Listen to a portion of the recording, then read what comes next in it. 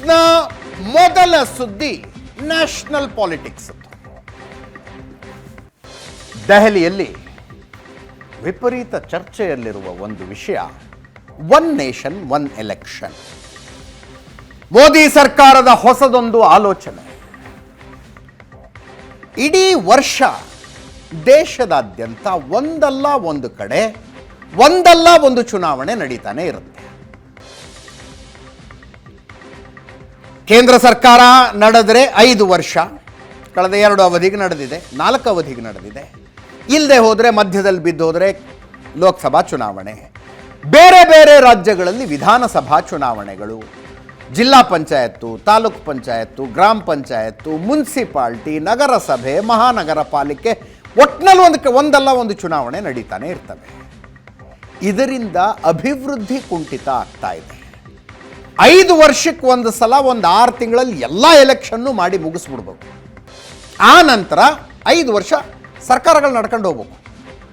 ಮಧ್ಯೆ ಮಧ್ಯೆ ಚುನಾವಣೆಗಳು ಬರಬಾರ್ದು ಅನ್ನುವ ಆಲೋಚನೆಯ one nation one election concept. ಮಾಜಿ ರಾಷ್ಟ್ರಪತಿ ರಾಮನಾಥ್ ಕೋವಿಂದರ ನೇತೃತ್ವದಲ್ಲಿ ಒಂದು ಸಮಿತಿಯನ್ನು ರಚಿಸಲಾಗಿತ್ತು. ಸಮಿತಿ 18,000 ಪುಟಗಳ ವರದಿ ಕೊಟ್ಟಿದೆ. ಒನ್ ನೇಷನ್ ಒನ್ ಎಲೆಕ್ಷನ್ ಆಗಬೇಕು, ಬರಬೇಕು ಅಂತ.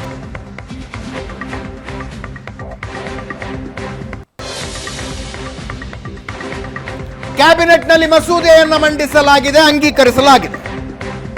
ಈಗ ಇರೋದು ಲೋಕಸಭೆ, ರಾಜ್ಯಸಭೆ ಮತ್ತು ಕನಿಷ್ಠ 15 ರಾಜ್ಯಗಳ ವಿಧಾನಸಭೆಗಳಲ್ಲಿ ಅಂಗೀಕಾರ ಆಗಬೇಕು. ಸಂವಿಧಾನದ ತಿದ್ದುಪಡಿಯಾಗಿರೋದ್ರಿಂದ 2/3 ಮೆಜಾರಿಟಿ ಬೇಕಾಗುತ್ತೆ.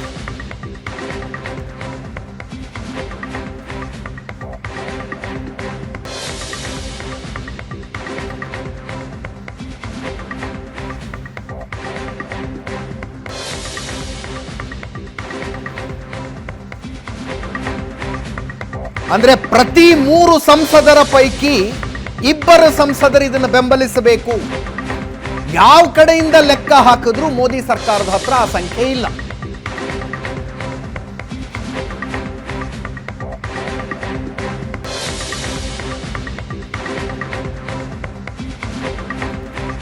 ಲೋಕಸಭೆಯಲ್ಲಿ 293 ಸಂಸದರಿದ್ದಾರೆ ಎನ್ಡಿಎಗೆ, ರಾಜ್ಯಸಭೆಯಲ್ಲಿ 119 ಇದ್ದಾರೆ. ಲೋಕಸಭೆಯಲ್ಲಿ 364 ಸಂಸದರ ಬೆಂಬಲ ಬೇಕು. ಇನ್ನು 71 ಸಂಸದರು ಕಡಿಮೆ ಆಗ್ತಾರೆ.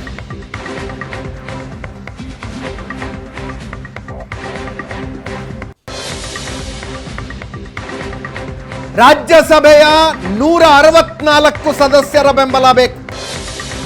ಮಸೂದೆ ಪಾಸ್ ಆಗಿ ಕಾನೂನಾಗಬೇಕು ಅಂತ. ಆದ್ರೆ ಎನ್ಡಿ ಹತ್ರ ಇರೋದು 116.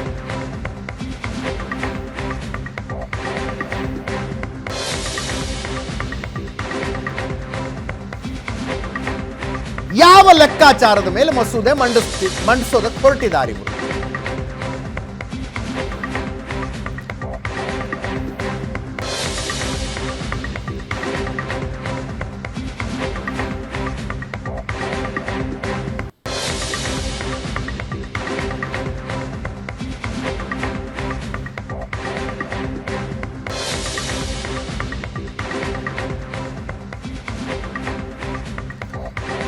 ವಿಪಕ್ಷಗಳ ಮನವೊಲಿಸಬೇಕು. ಇದುವರೆಗೂ ಯಾವೊಂದು ವಿಪಕ್ಷವು ಇದು ಬರಲಿ ಅಂತ ಹೇಳ್ತೇವೆ. ಕನ್ವಿನ್ಸ್ ಮಾಡ್ಬೇಕು ಅವರನ್ನು, ಇದು ಅವಶ್ಯಕತೆ ಇದೆ, ನೀವು ಇದರ ಪರವಾಗಿ ವೋಟ್ ಹಾಕಿ ಅಂತ. ಸಾಧ್ಯತೆ ಇದೆಯಾ? ಕಾಣಿಸ್ತಿಲ್ಲ. ಜಂಟಿ ಸದನ ಸಮಿತಿಗೆ ಶಿಫಾರಸು, ಅಲ್ಲೊಂದು ಚರ್ಚೆಯಾಗಲಿ ಅಂತ 2ನೇ ಪಾಸಿಬಿಲಿಟಿ ಕಾಣಿಸ್ತಾ ಇದೆ.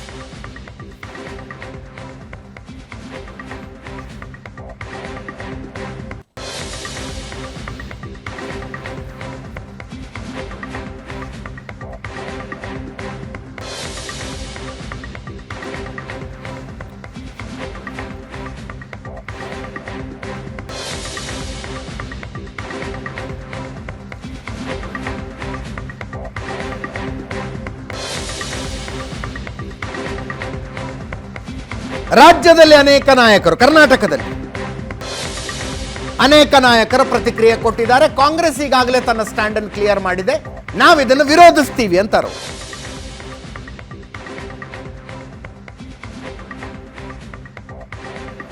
ಮೋದಿ ಇಂಥವನ್ನೇ ಮಾಡ್ತಾರೆ, ಬರೀ ಗಮನ ಸೆಳೆಯೋದಕ್ಕಿವೆಲ್ಲ ಅಂತ.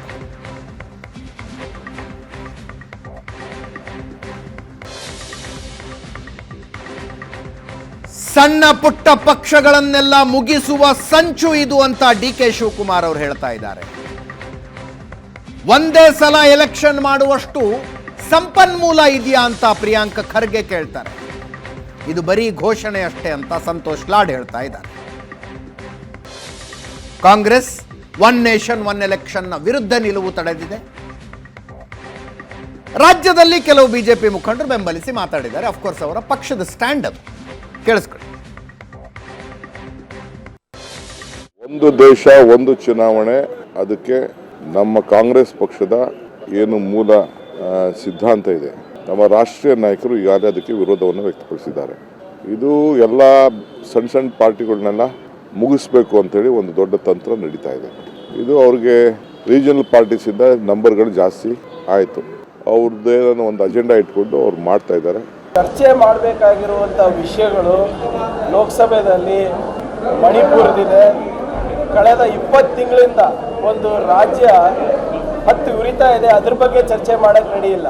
ಜನರ ಗಮನ ಬೇರೆ ಕಡೆ ಸೆಳೀಲಿಕ್ಕೆ ಇವತ್ತು ಒನ್ ನೇಷನ್ ಒನ್ ಎಲೆಕ್ಷನ್ ತಂದಿರೋದು. ಅದಕ್ಕೆ ಸಂವಿಧಾನದಲ್ಲಿ ಕೆಲವು amendments ತರಬೇಕಾಗಿದೆ.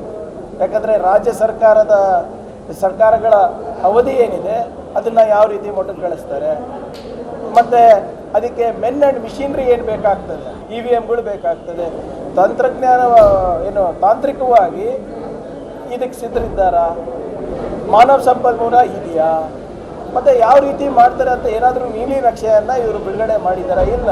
One nation one election ಅನ್ನೋ ಪ್ರಯತ್ನ 1964ನೇ ಇಸ್ವಿನಲ್ಲಿ ನೆಹರು ಸಾಹೇಬರು ಪ್ರಯತ್ನ ಮಾಡಿದ್ದಾರೆ. ಅದು ಇನ್ನೂ ಯಾವ ರೀತಿ ಇದೆ ಅಂತ ನನಗೆ ಮಾಹಿತಿ ಇಲ್ಲ. ಸೊ ಮೇಲ್ನೋಟದಲ್ಲಿ ಚೆನ್ನಾಗಿ ಕಾಣುತ್ತೆ. One nation one election, digital India, ಏನ್ರಿ Khelo India. I just ask you, what has happen make in India? ಕೇಳಿ ನೋಡಿ ಅವ್ರಿಗೆ. ಮೇಕ್ ಇನ್ ಇಂಡಿಯಾ ಟೈಟಲ್ ಕೊಟ್ಟರು, ಏನಾಯ್ತು ಮೇಕ್ ಇನ್ ಇಂಡಿಯಾದಲ್ಲಿ?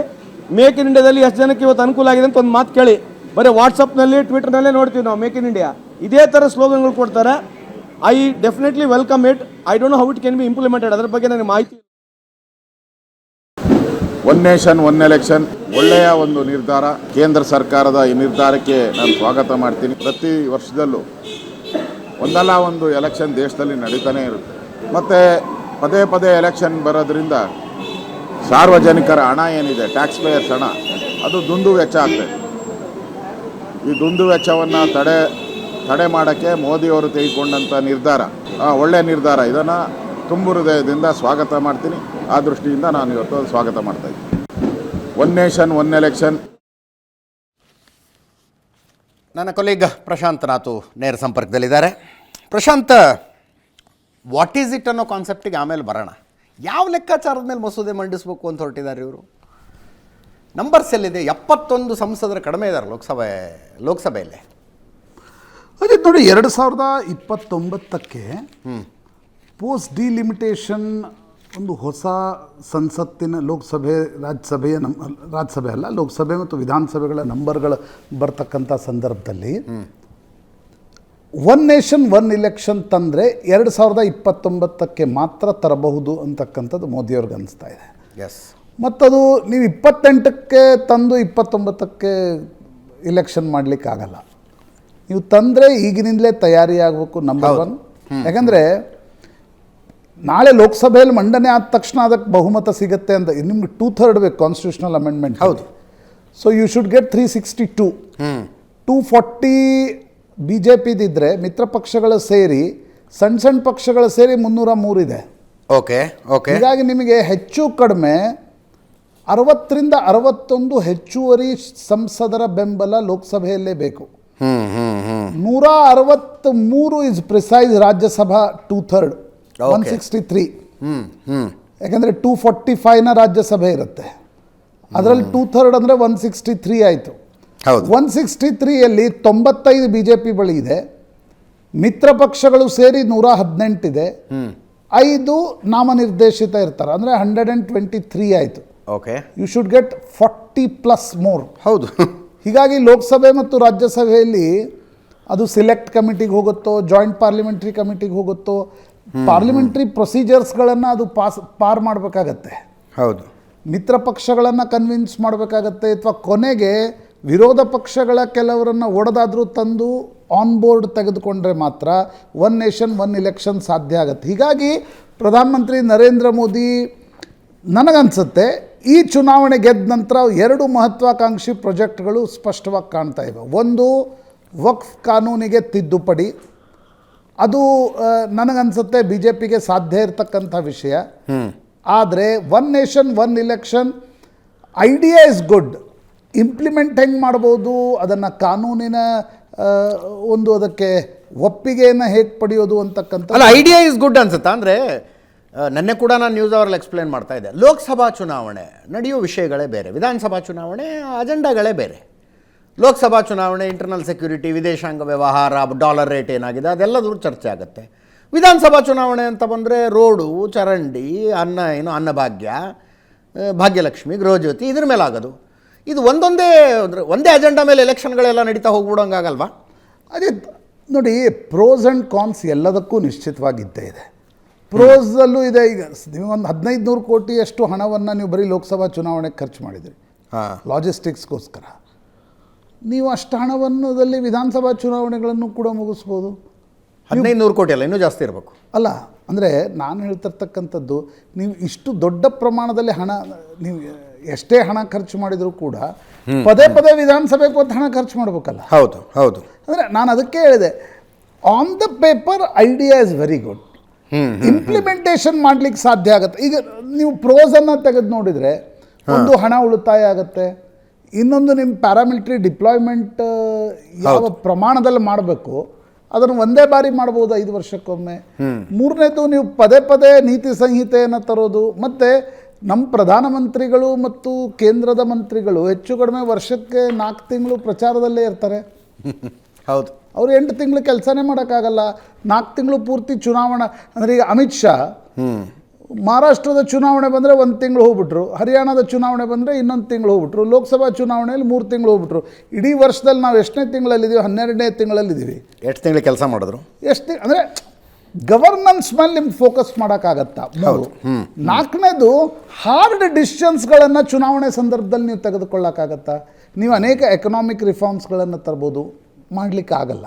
ಹೌದು. ಇದು ಪ್ರೋಸ್. ಆದರೆ ನೀವು ಕಾನ್ಸ್ನ ದೃಷ್ಟಿಯಿಂದ ನೋಡೋದು, ಅಂದರೆ ನೀವು ಅದರ ಡಿಸ್ಅಡ್ವಾಂಟೇಜ್ ದೃಷ್ಟಿಯಿಂದ ನೋಡಿದ್ರೆ, ಮೊದಲ ಅಂಶ ನೀವು ಹೇಳಿರ್ತಕ್ಕಂಥದ್ದು ರೀಜ್ನಲ್ ಇಶ್ಯೂಸ್ ಏನಾಗುತ್ತೆ, ರೀಜ್ನಲ್ ಪಾರ್ಟೀಸ್ ಏನಾಗುತ್ತೆ. ಕರೆಕ್ಟ್. ಯಾಕಂದರೆ ಒಂದು ಸರ್ವೆ ಇದೆ, ಆ ಸರ್ವೆ ಪ್ರಕಾರ ಲೋಕಸಭೆ ಮತ್ತು ವಿಧಾನಸಭೆಗೆ ಜೊತೆಗೆ ಚುನಾವಣೆ ನಡೆದ್ರೆ 71% ಜನ ಒಂದೇ ಪಾರ್ಟಿಗೆ ಓಟ್ ಹಾಕ್ತಾರೆ. 6 ತಿಂಗಳ ಡಿಫ್ರೆನ್ಸ್ ಒಳಗಡೆ ನಡೆದ್ರೆ 61% ಜನ ಒಂದೇ ಪಾರ್ಟಿಗೆ ಹಾಕ್ತಾರೆ. 1 ವರ್ಷ ಡಿಫ್ರೆನ್ಸ್ ನಡೆದ್ರೆ 54-55. ಅಂದರೆ ಅದೊಂದು ರೀತಿ ನ್ಯಾಚುರಲ್ ಪ್ರಕ್ರಿಯೆ ರೀತಿಯಲ್ಲಿ ನಡೆಯುತ್ತೆ. ಹಾಗಾಗಿ ಪ್ರಾದೇಶಿಕ ಪಕ್ಷಗಳ ಸ್ಥಿತಿ ಏನಾಗುತ್ತೆ? ಆದರೆ ನರೇಂದ್ರ ಮೋದಿ ಹೇಳ್ತಾರೆ, ಆಂಧ್ರದಲ್ಲಿ ಚುನಾವಣೆ ನಡೀತು, ಒಡಿಸ್ಸಾದಲ್ಲಿ ಚುನಾವಣೆ ನಡೀತು 2019ರಲ್ಲಿ. ಜನ ವಿಧಾನಸಭೆಯಲ್ಲಿ BJDಗೆ ಓಟ್ ಕೊಟ್ಟರು, ಲೋಕಸಭೆಯಲ್ಲಿ BJPಗೆ ಓಟ್ ಕೊಟ್ಟರು. ಕರ್ನಾಟಕದಲ್ಲೇ 2004ರಿಂದ ನಾವು ನೋಡ್ತಾ ಇದ್ದೀವಲ್ಲ, ಲೋಕಸಭೆಗೆ ಬೇರೆ ವಿಧಾನಸಭೆಗೆ ಬೇರೆ. 2004ರಲ್ಲಿ ಜೊತೆಗೆ ಚುನಾವಣೆ ನಡೀತು. ಜನ ಇಲ್ಲಿ ಅತಂತ್ರ ಕೊಟ್ಟರು, ಅಲ್ಲಿ BJPಗೆ ಜಾಸ್ತಿ ಸೀಟ್ ಕೊಟ್ಟರು ಲೋಕಸಭೆಯಲ್ಲಿ. ಕರೆಕ್ಟ್. ಅಂದರೆ ನೀವು 2 ರೀತಿಯ ಆರ್ಗ್ಯುಮೆಂಟ್ ಮಾಡಲಿಕ್ಕೆ ನಿಶ್ಚಿತವಾಗಿ ಸಾಧ್ಯ ಇದೆ. ಬಟ್ ಬಿಗ್ಗೆಸ್ಟ್ ಅಡ್ವಾಂಟೇಜ್ ಆ್ಯಂಡ್ ಡಿಸ್ಅಡ್ವಾಂಟೇಜನ್ನು ನೋಡಿದಾಗ BJP ಬಳಿ ಈಗ ನ್ಯಾಷನಲ್ ಲೀಡರ್ಶಿಪ್ ಇದೆ, ನರೇಂದ್ರ ಮೋದಿ ಅನ್ನುವ ಹೆಸರಿದೆ. ಆ ನರೇಂದ್ರ ಮೋದಿ ಅನ್ನುವ ಹೆಸರಿನ ಮೇಲೆ ಲೋಕಸಭಾ ಚುನಾವಣೆ, ವಿಧಾನಸಭೆ ಒಟ್ಟಿಗೆ ನಡೆದ್ರೆ ನಮ್ಗೆ ಜಾಸ್ತಿ ಲಾಭ ಆಗ್ಬೋದು ಅಂತಕ್ಕಂಥದ್ದು BJPಗೆ ಅನ್ನಿಸ್ತಾ ಇದೆ. ಬಟ್ ಇದು BJP ಬಳಿಯೇ ಉಳಿಯುತ್ತೆ ಅಂತೇನಿಲ್ಲ. ಅಲ್ಲ, ನನ್ನ ಪ್ರಶ್ನೆನೂ ಅದೇ. ಈ ಮೋದಿ ಇವತ್ತಿದ್ದಾರೆ ರೀ BJPಗೆ, ಇದು ಶಾಶ್ವತವಾದ ಬದಲಾವಣೆ ಅಲ್ಲಿದು. ನಾಳೆ ಕಾಂಗ್ರೆಸ್ ಯಾವುದೋ ಸರ್ಕಾರ ಇದು ಇಲ್ಲ, ಹಿಂಗೆ ಬೇಡ, ಮೊದಲಿನ ವ್ಯವಸ್ಥೆ ಇರಬೇಕಿತ್ತು ಅಂತ ಅನ್ಸೋ ತನಕನೂ ನಡೆಯೋ ವ್ಯವಸ್ಥೆ ಇದು. ನಾಳೆ ಅದರ ಲಾಭ ಕಾಂಗ್ರೆಸ್ಗೂ ಆಗ್ಬೋದು, ನಾಳೆ ಆ ಲಾಭ ಕಾಂಗ್ರೆಸ್ಗೂ ಕೂಡ ನಿಶ್ಚಿತವಾಗಿ ಆಗ್ಬೋದು. ಆದರೆ 2-3 ಪೇಚ್ಗಳಿವೆ ಈಗ ನೋಡಿ, ಇದೇನು ನೀವು ಸಂವಿಧಾನಾತ್ಮಕವಾಗಿರ್ತಕ್ಕಂಥ ತಿದ್ದುಪಡಿ, ಇದ್ರ ಜೊತೆ 82A ಹೌದು ಅದಾಗಬೇಕು. 82A is delimitation. ಇದ್ರ ಜೊತೆ ದೊಡ್ಡದಾಗಿ ಆಗಬೇಕಾಗಿರ್ತಕ್ಕಂಥದ್ದು ಡಿಲಿಮಿಟೇಷನ್, ಅದೊಂದು ಕಾನ್ಸ್ಟಿಟ್ಯೂಷನಲ್ ಅಮೆಂಡ್ಮೆಂಟ್ ಇದೆ. ಹೌದು. ನೀವು ಈಗ ಒಂದು ವೇಳೆ ಈಗ ಮಹಾರಾಷ್ಟ್ರ ಹರಿಯಾಣ ನಡೀತು ಚುನಾವಣೆ. ನೀವು 2029ಕ್ಕೆ ನಡಿಬೇಕಾದ್ರೆ 6 ತಿಂಗಳು ಅದರ ಅವಧಿ ಕಡಿಮೆ ಮಾಡಬೇಕು. ಎಸ್. ನಾಳೆ ದಿಲ್ಲಿ ನಡೆಯುತ್ತೆ ಮಾರ್ಚ್ನಲ್ಲಿ, ಬಿಹಾರ ನವೆಂಬರ್ನಲ್ಲಿ ನಡೆಯುತ್ತೆ. 15 ತಿಂಗಳು ಮುಂಚೆ ಅದರ ಅವಧಿ ಕಡಿಮೆ ಮಾಡಬೇಕು. ಕರೆಕ್ಟ್. 2026-27ರಲ್ಲಿ ಉತ್ತರ ಪ್ರದೇಶ್ ಮತ್ತು ಗುಜರಾತ್ನ ಚುನಾವಣೆಗಳು ಬರ್ತವೆ. ಅದರ ಅವಧಿಯನ್ನು ನೀವು 2 ವರ್ಷಕ್ಕೆ ಮೊಟಕುಗೊಳಿಸಬೇಕು, ಅಥವಾ ಲೋಕಸಭೆ ಅವಧಿಯನ್ನು 2027ಕ್ಕೆ ತರಬೇಕು. ಹೌದು. ಇದು ನೀವು ಪಾಸ್ ಮಾಡ್ಬೋದು. ನಾನು ಅನ್ನೋದು ಫಸ್ಟ್ ಹರ್ಡಲ್ ಇಸ್ ಪಾಸ್ ಹೆಂಗಾಗೋದು ಅಂತ. ಸರಿ, ಒಂದು ಅವಧಿ ಕೆಳಗೆ ತರೋದೊಂದು, ಕಡಿಮೆ ಮಾಡೋದೊಂದು, ಇನ್ನೂ ಹೆಚ್ಚು ಮಾಡಬೇಕಾಗಿ ಬರ್ಬೋದಲ್ಲ. ಕರ್ನಾಟಕದಲ್ಲಿ 2028ಕ್ಕಿದೆ. ಈಗ ಕರ್ನಾಟಕದ 28ಕ್ಕಿದೆ. ಹೌದು. ನೀವು 28ಕ್ಕೆ ನಡೆಸದೆ 29ಕ್ಕೆ ಇನ್ನೊಂದು ವರ್ಷ ಅವ್ರಿಗೊಂದು ಅವಕಾಶ ಕೊಡಬೇಕಾಗಿ ಬರ್ಬೋದು. ಆದರೆ ಇದು ನಾಳೆ ಜುಡಿಷಿಯಲ್ ರಿವ್ಯೂ ಪಾಸ್ ಆಗಬೇಕು. ಹೌದು. ಯಾಕಂದರೆ ಸುಪ್ರೀಂ ಕೋರ್ಟ್ ಏನು ಹೇಳುತ್ತೆ ಕೇಶವಾನಂದ ಭಾರತಿ ಕೇಸ್ನಲ್ಲಿ, ಯಾವುದೇ ಸರ್ಕಾರ ಕಾನ್ಸ್ಟಿಟ್ಯೂಷನಲ್ ಅಮೆಂಡ್ಮೆಂಟ್ ಮೂಲಕ ಬೇಸಿಕ್ ಸ್ಟ್ರಕ್ಚರ್ಗೆ ಯಾವುದೇ ರೀತಿಯಾಗಿರ್ತಕ್ಕಂಥ ಧಕ್ಕೆ ತರುವಂಗಿಲ್ಲ, ಅಥವಾ ಅದನ್ನು ಅಮೆಂಡ್ ಮಾಡುವಂಗಿಲ್ಲ ಅನ್ನೋದನ್ನು ಕೇಶವಾನಂದ ಭಾರತಿ ಕೇಸ್ನಲ್ಲಿ ಸುಪ್ರೀಂ ಕೋರ್ಟ್ ಭಾಳ ಸ್ಪಷ್ಟವಾಗಿ ಹೇಳಿತು. ಯಾವಾಗ ಇಂದಿರಾ ಗಾಂಧಿ ಎಮರ್ಜೆನ್ಸಿ ನಂತರದ ಪ್ರಕರಣದಲ್ಲಿ. ಈಗ ನೀವು ವಿಧಾನಸಭೆ ಮತ್ತು ಲೋಕಸಭೆಯ ಅವಧಿ 5 ವರ್ಷ ಇದೆ. ನೀವು 5 ವರ್ಷಕ್ಕಿಂತ ಮುಂಚೆ ಮೊಟಕುಗೊಳಿಸೋದು ಅಥವಾ 5 ವರ್ಷಕ್ಕಿಂತ ನಂತರ ಅದನ್ನು ಎಕ್ಸ್ಟೆಂಡ್ ಮಾಡೋದು, ಅದು ಇವತ್ತಿನವರೆಗೆ ನಮ್ಮ ಕಾನ್ಸ್ಟಿಟ್ಯೂಷನ್ನಲ್ಲಿ, ಅಂದರೆ ನಮ್ಮ ಸಂವಿಧಾನದ ಪ್ರಕಾರ ಅದು ಇವತ್ತಿನವರೆಗೆ ನಡೆದಿಲ್ಲ. ಹೌದು. ಹಾಗಿರುವಾಗ ಅಮೆಂಡ್ಮೆಂಟ್ ಮೂಲಕ ಅದನ್ನು ತರಲಿಕ್ಕೆ ಕೊಟ್ಟರೆ ಅದು ಜುಡಿಷಿಯಲ್ ರಿವ್ಯೂದಲ್ಲಿ ಪಾಸ್ ಆಗುತ್ತಾ? ಅಂದರೆ ಹಾದಿ ತುಂಬ ಕಠಿಣ ಇದೆ. ಈಗ ನೋಡಿ, ಯಾವುದೇ ಸರ್ಕಾರದ ಪ್ರಿರೋಗೇಟಿವ್, ನಾನೀಗ ಚರ್ಚೆನೇ ಆಗದೆ ಇಲ್ಲ ಇದು ಸರಿ ಇಲ್ಲ ಅನ್ನೋ ಕಾರಣಕ್ಕೋಸ್ಕರ ಅದನ್ನು ಫ್ರಿಜ್ನಲ್ಲಿ ಎಸಿರಿ ಅಂತ ಹೇಳೋಕ್ಕಾಗಲ್ಲ. ಹೌದು. ಬಟ್ ಸರ್ಕಾರ ಬಯಸ್ತಾ ಇದೆ ಇದು ಪಾರ್ಲಿಮೆಂಟ್ನಲ್ಲಿ ಚರ್ಚೆ ಆಗಲಿ. ಹೀಗಾಗಿ ಸೋಮವಾರ ಬಹುತೇಕ ಈ ಒಂದು ಬಿಲ್ ಲೋಕಸಭೆಯಲ್ಲಿ ಮಂಡನೆ ಆಗುತ್ತೆ ಅಂತಕ್ಕಂಥದ್ದನ್ನು ಕೂಡ ಹೇಳಲಾಗ್ತಾ ಇದೆ. ನಂತರ ಅದನ್ನು ಸಿಲೆಕ್ಟ್ ಕಮಿಟಿಗೂ ಕಳಿಸ್ಬೋದು, ಥ್ರೆಡ್ ಬೇರ್ ಆಲ್ ಪಾರ್ಟಿ ಡಿಸ್ಕಷನ್ಗಳು ಕೂಡ ನಡೀಬೋದು. ಆದರೆ ಮೋದಿ ಸರ್ಕಾರದ 3ನೇ ಅವಧಿಯಲ್ಲಿ ವಕ್ಫ್ ಮತ್ತು ಒನ್ ನೇಷನ್ ಒನ್ ಇಲೆಕ್ಷನ್ ಏನಿದೆ ಅದು ಟಾಪ್ ಪ್ರಯಾರಿಟಿ ಇದ್ದಂಗೆ ಕಾಣ್ತಿದೆ.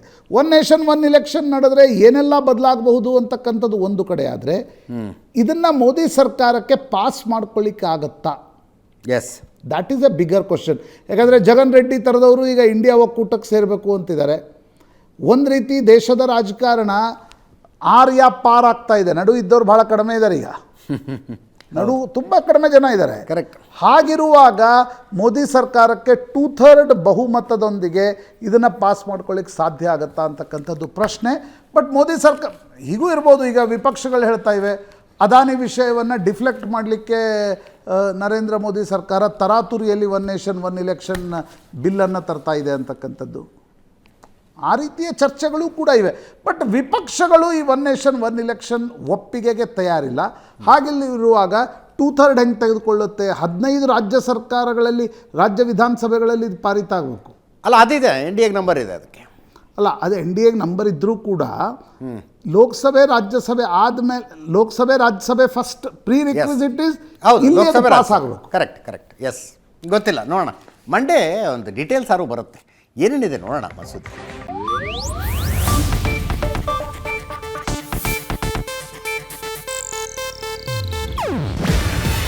ಇದು ಏಷ್ಯಾನೆಟ್ ನ್ಯೂಸ್ ನೆಟ್ವರ್ಕ್ ಪ್ರಸ್ತುತಿ. ನೀವು ನೋಡ್ತಿದ್ದೀರಾ ಏಷ್ಯಾನೆಟ್ ಸುವರ್ಣ ನ್ಯೂಸ್.